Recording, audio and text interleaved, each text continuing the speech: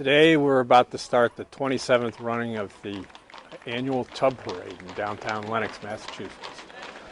It's an event that originated back in the turn of the century when the wealthy property owners in Lenox would move back to New York at the end of the summer, and they would take out their finest vehicles, their finest horses, and go into their gardens and get flowers to decorate them, and then compete in town to see who had the most resplendent turnout.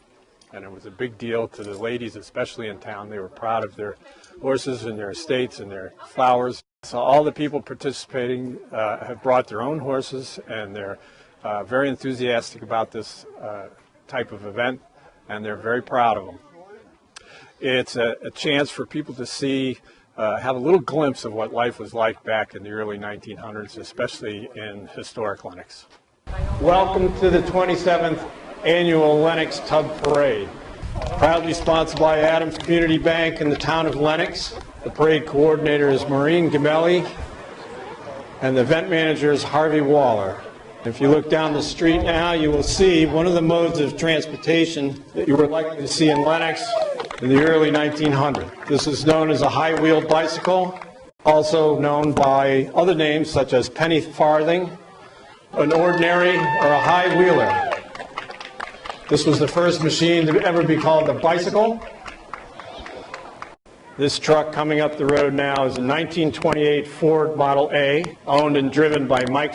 Now, it took quite a few years for horses to become used to these motorized vehicles on the road. They caused lots of accidents. And in the very early years, the Berkshire Automobile Club every Sunday used to meet and park in Pittsfield for horse owners to bring their horses up and train them so they could become used to the automobiles. Mike Field from Lenox.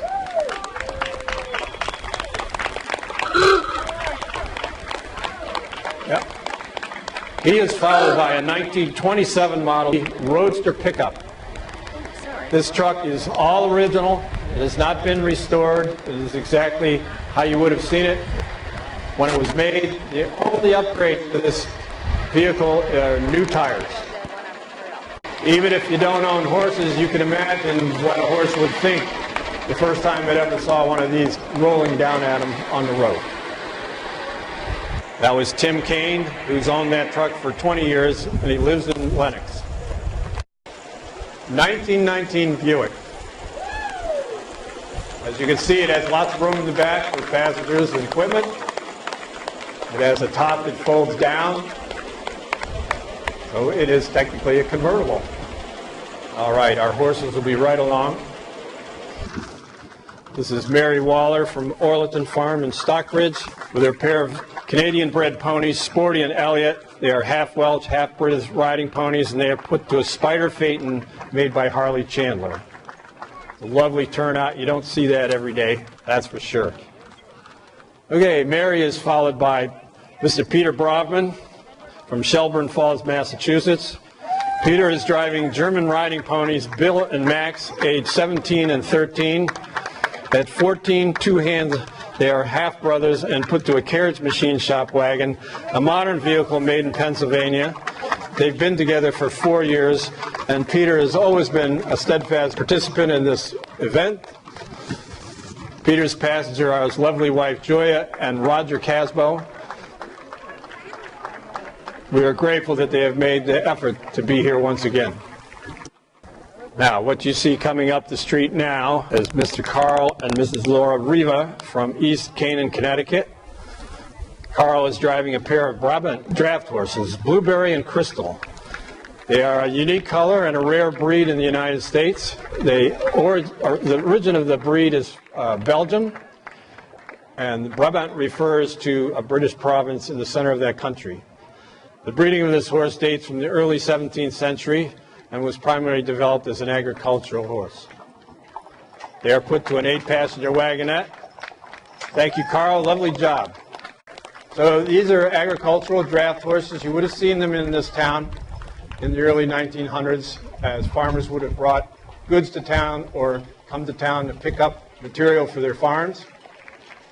They're good, steady, kind, confident, calm animals. It did the job very well. And they're followed by Deborah Manasi of Sharon, Connecticut. Deborah's driving Jesse James, a 21-year-old standardbred put to a sailor wagon, also known as a phaeton. This vehicle is approximately 30 years old and was originally shown with a hackney pony. Deborah has been a longtime competitor and supporter of our local driving competitions. However, this is Jesse James and Deborah's first Tub Parade appearance. So give them a nice hand. We thank them for coming. Now, also in their first Tub Parade is Hannah Harvey of Lenox, Mass. Hannah is driving Meadowlark, a 19-year-old draft Mustang Cross put to a spindle seat running book road cart, a modern vehicle built after an old design by the Amish in Pennsylvania. Meadowlark is the pony that could. In 2014, Hannah rode from North Carolina to New Orleans on Meadowlark. Hannah currently lives at Undermountain Farm here in Lenox, where she gives lessons and pony rides. You look for her in November at the West Springfield Equine Fair, competing in the versatile horse competition.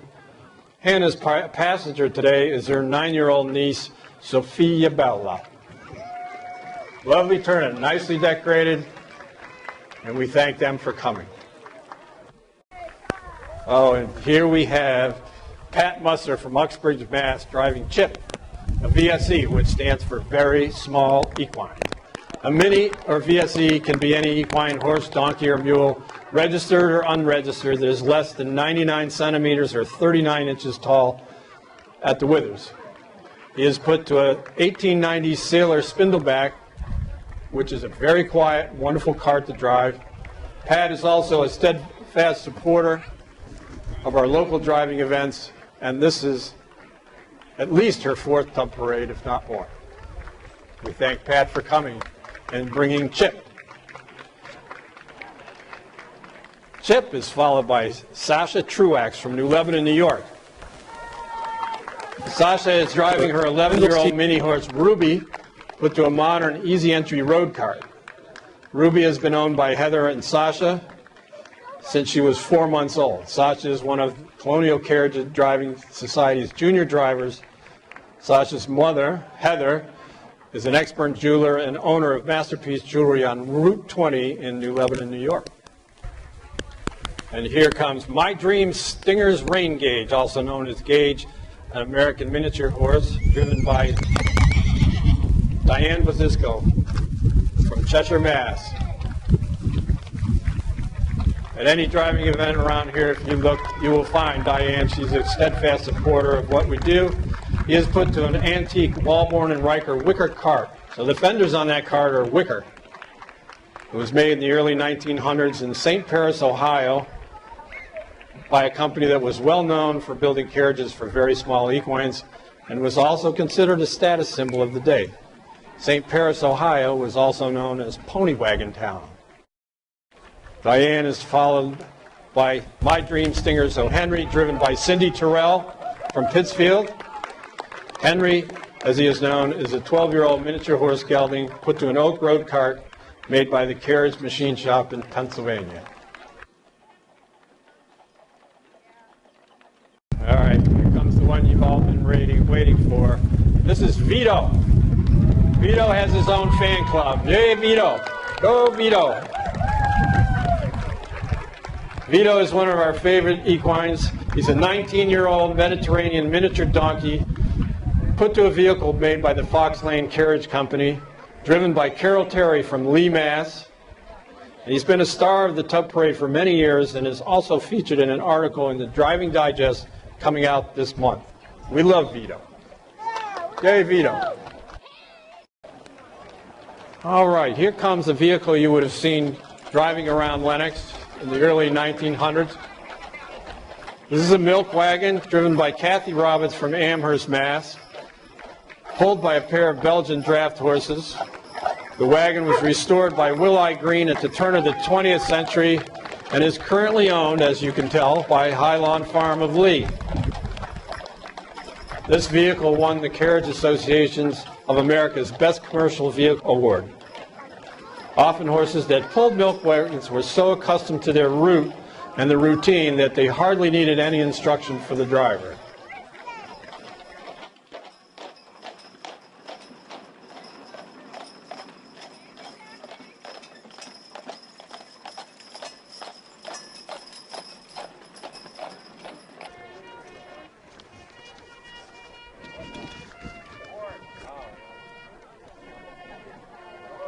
What do I hear?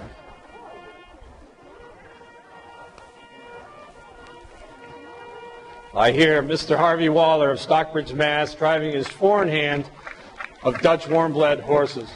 On the horn is his son, Harley Waller. The leaders, the horses out in front, are Bizet and Chiron, and the wheelers closest to the vehicle are George and Alando. They are put to a Brewster Company of New York, Brewster Park drag. Brewster-made vehicles were the best available in America at the time and remain one of the most sought-after driving vehicles of today. This particular vehicle was made for Robert J. Roosevelt of Hyde Park, New York, in June of 1881. Mr. Roosevelt was a member of one of the oldest New York families over the years, and it was used in coaching competitions and was converted to a road coach at one point.